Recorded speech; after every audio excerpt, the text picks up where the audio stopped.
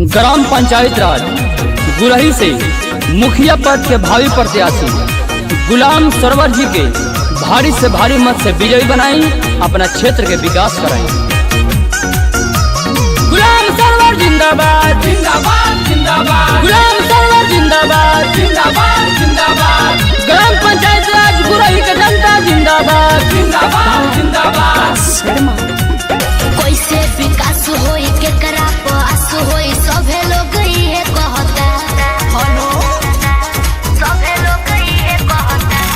कैसे विकास होई के करा पास होई सभे लोग ये कहता। सुन लो ए टूटल बनौली हो गौवा के गली हो दिक्कत भइल रहता। के बात चाहे तानी मन नेता लहवे के बाहो,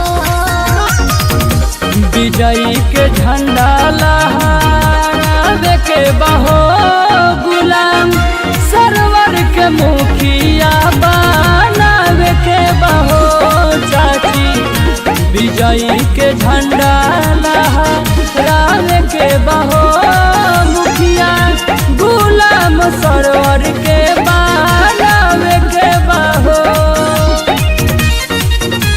गुलाम सरवर जिंदाबाद जिंदाबाद जिंदाबाद, गुलाम सरवर जिंदाबाद जिंदाबाद जिंदाबाद, ग्राम पंचायत राज गुरही के जनता जिंदाबाद जिंदाबाद जिंदाबाद, गुलाम सरवर जिंदाबाद जिंदाबाद जिंदाबाद, गुलाम सरवर जिंदाबाद जिंदाबाद जिंदाबाद। पूरा गौवा में नहीं के हालानु बा, सब कहत टोला मोहल्ला नु बा, कहत टोला मोहल्ला नु बा।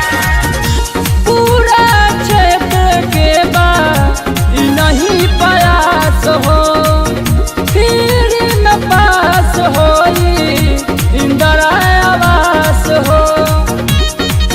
गौवा में नहीं के हालानु बा, सब कहत टोला मोहल्ला नु बा। बीत जाए तो 20 चुनाव कैस में लावे के बा हो।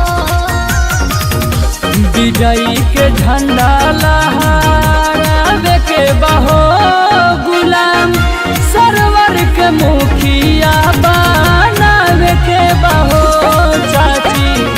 विजयी के झंडा लहरावे के बहो, मुखिया गुलाम सरवर के बनावे के बहो।